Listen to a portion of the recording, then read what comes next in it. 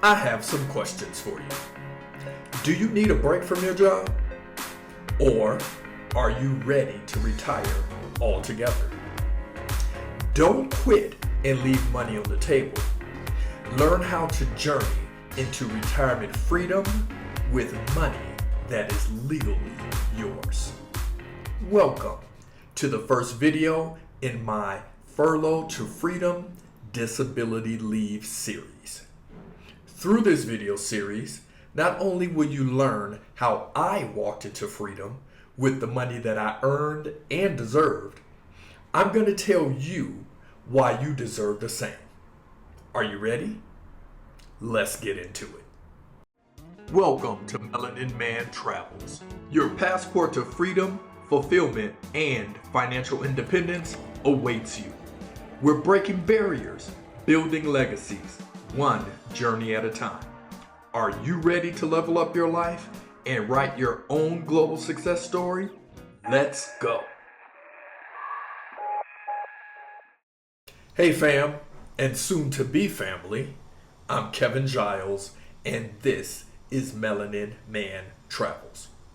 My channel is about educating single black men and gay black men on simple investing, retiring early, traveling the world, and retiring abroad. In this video, I will share with you how I moved from corporate burnout to a life of freedom in early retirement, and the various steps that got me here. One of the main questions that I get from friends is, how do you do what you do? The real question that they're asking is, how did I retire early? The answer to the question is multi-layered, and it'll look different for every individual. However, there is a common question that needs to be answered for everyone. This will be the focus of this video.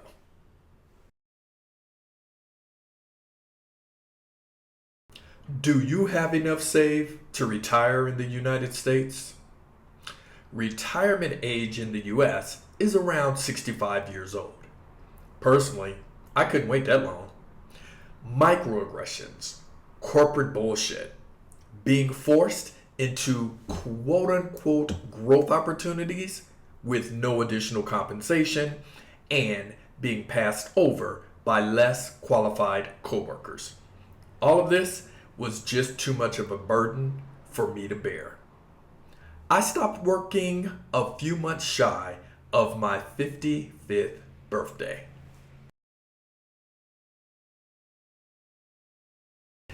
Did I have enough money saved up when I stopped working?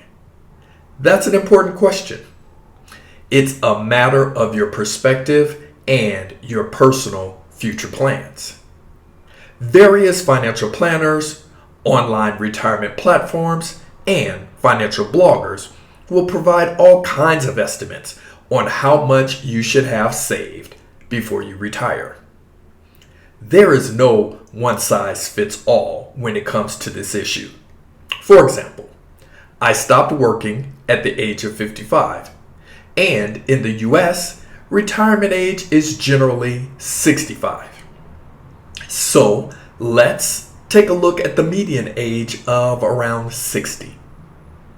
According to many financial experts, by the age 60, a person should have 8 times their salary saved in their retirement accounts. I'm from LA, and Los Angeles is a very expensive city to live in. In LA, if you have a salary somewhere between, let's say, $75,000 and $100K, by 60, your retirement account should have somewhere between $560,000 and $800,000. This may sound like a lot of money, but actually, it's not. If we assume a 60-year-old will live to be 80, this is nowhere near enough money to live on for the next 20 years. And most people haven't even saved anywhere near that amount of money. I'm pushing 60, and I definitely don't have it. If you do some very simple math, $800,000 divided by 20 years only equals $40,000 per year. When I lived in Los Angeles, my mortgage was close to $2,000. Bringing in 40 grand a year would definitely require additional income. There are a lot of elements that I haven't factored in, such as investing your money, investment gains, compounding interest. However, the math still ain't mathing. Because of this fact, I knew I needed to create a better solution for myself, so I wouldn't have to work at Walmart beyond 65 in order to survive in retirement. Many others have learned this lesson as well, and they've created similar solutions for themselves. Guess what? You can too. If the information that I'm providing you is of value, please do 3 things for me. 1, click the like button so that the YouTube algorithm will be able to bring you more videos like this. Then click the subscribe button so that you can join the family and continue to learn about investing, retiring, and traveling abroad. And then finally, why don't you just ring that bell so that you will know when my next video drops. I really appreciate you. So, as American workers, where do we stand? And how did we get here?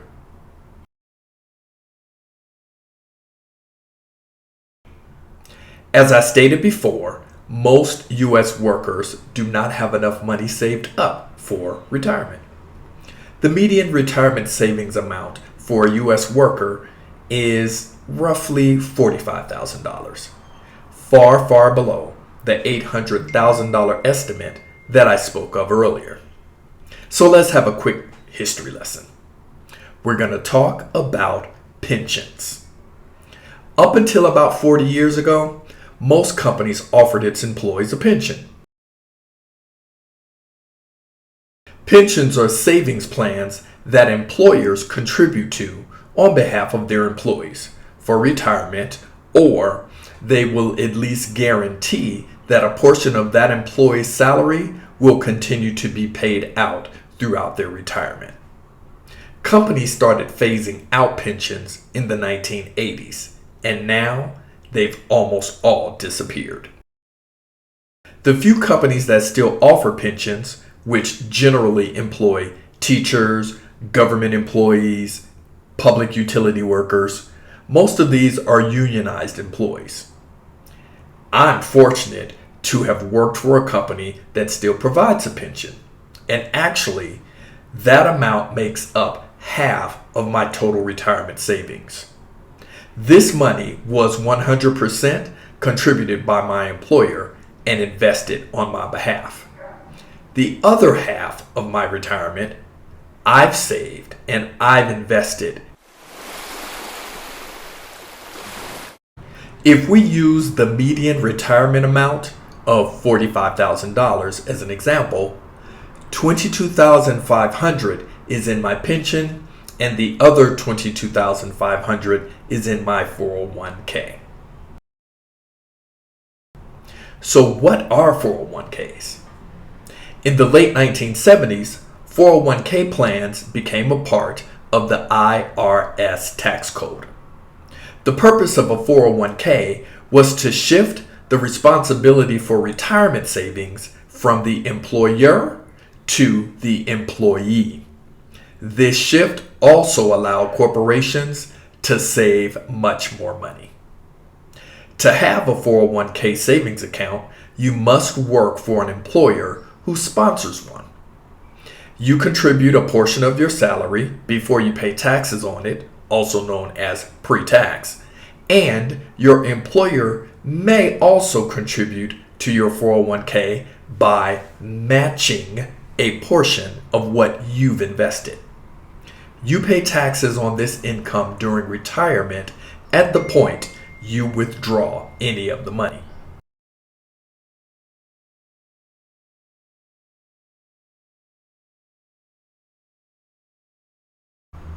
Because the contributions are optional, many people don't use the 401ks to save for retirement.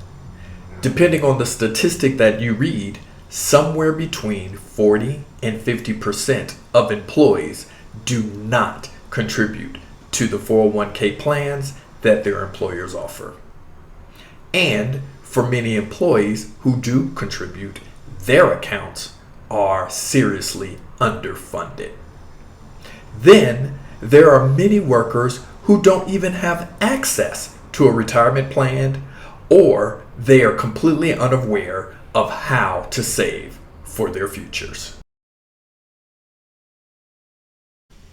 Where does that leave many Americans? It is these pensions and 401k plans that were intended to supplement Social Security in retirement. Without receiving investment and savings education, being inundated with consumerism and high interest buy now, pay later credit card usage, and overall procrastination about preparing for our financial futures, too many Americans are unable to adequately afford to retire by age 65, and many more are unable to retire early. I recently watched a video by the online news outlet Vox. I'll link it in the description. The video talks about why it's so difficult for Americans to retire. It was a total revelation of the state that most Americans are in, and it proves why alternative methods must be created. Most of my adult life, I was in a similar position, living paycheck to paycheck, so I couldn't afford to save or invest. I didn't possess the knowledge and the understanding of investing or compounding interest. When I did save and invest, life circumstances caused me to dip into my retirement and drain my savings. I have closed many retirement accounts in my day. I have paid more penalties and fees for closing retirement accounts than I care to mention. So what changed for me? I got serious about my financial future and my retirement. Not only did I want to retire, I wanted to retire early. Following are the various areas where I made changes in my life and my lifestyle that has gotten me to where I am today. Peacefully retired before the age of 65. Minimalism. Investing in the stock market. Investing in my 401k. Investing in real estate. Using my 401k as a personal bank. Using the pandemic to move to a cheaper real estate market. Changing my perspective of what my home really is. Choosing to live abroad. In this video, I will talk about my personal investing and my investments through my 401k. I'll discuss each of the other subjects in future videos. Disclaimer for you. I am not a financial advisor, and this video or my YouTube channel does not offer financial or investing advice. I am choosing to share some of the financial decisions that I have made. So please make your own financial decisions based on your own research and consult a financial professional when and where you deem appropriate for your situation. Investing in the stock market. There are many different vehicles that you can choose to invest in the stock market.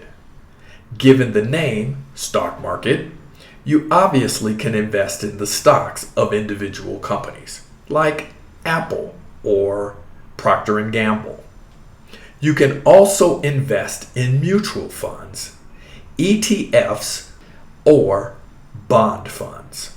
Then there are money market accounts, which are similar to a savings account at your bank. It offers a slightly higher interest rate than a savings account does, but not very much.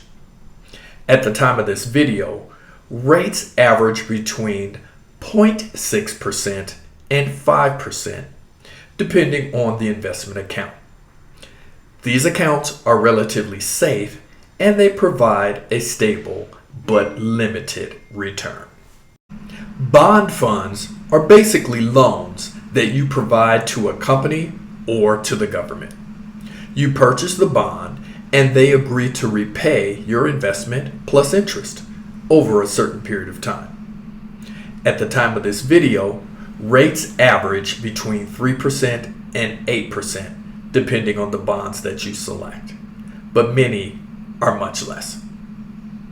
Then there are mutual funds, which are a variety of stock, bond, or other investments that are grouped together in order to diversify your savings and provide higher returns. Because of the diversity of your savings and the diversity of investment options, an average annual rate of return generally can be between 9 and 12%, but it can be a lot less and it can be significantly more. ETFs are similar to mutual funds. The difference with a mutual fund is a fund manager makes the decision on how monies are allocated. ETFs usually follow a market index such as the S&P 500 or the NASDAQ. The average annual rate of return is similar to a mutual fund. However, some returns are lower and some are much, much higher. Investing through your 401k. Many employees do not understand how their 401ks work or where their money is being invested. Your employer will give you access to a website or an investment portal to choose what percentage of your salary you want to invest. 1%, 3%, 5%, 10%. Most employees stop here, but where does the money go? Most 401k plans offer employees an opportunity to invest in money market accounts, bond funds, mutual funds, or target date funds. Your employer will be choosing which company will manage the funds, and that company will decide what options are made available to you to invest in. Through your 401k, you do not have the flexibility to invest where you want. Your options are limited by what's offered to you. Or are they? I'll dig into that a little further. If you're not familiar with funds, or you feel that you don't have time to do the research, the portal will ask you, what is your risk tolerance? Based on the amount of risk that you're comfortable with making, it will make an investment decision for you. Are you a conservative, less risky investor? Are you in the middle, a moderate investor? Or are you an aggressive investor? You're willing to take more risk for more financial reward. Based on your choice, it will select a certain mix of bonds, stocks, and money market accounts to invest your money in. If you choose a target date fund, these are mutual funds that are based on your retirement date.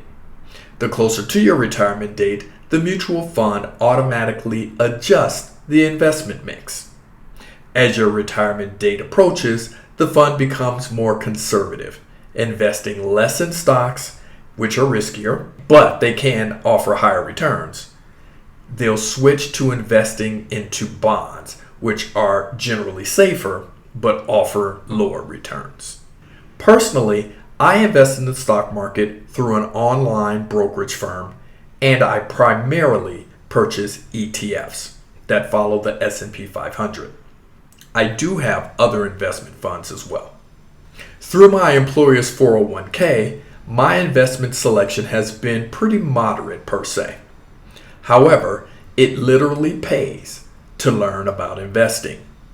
During most of the 16 years that I've been contributing to my 401k, I had no idea what a self-directed 401k was.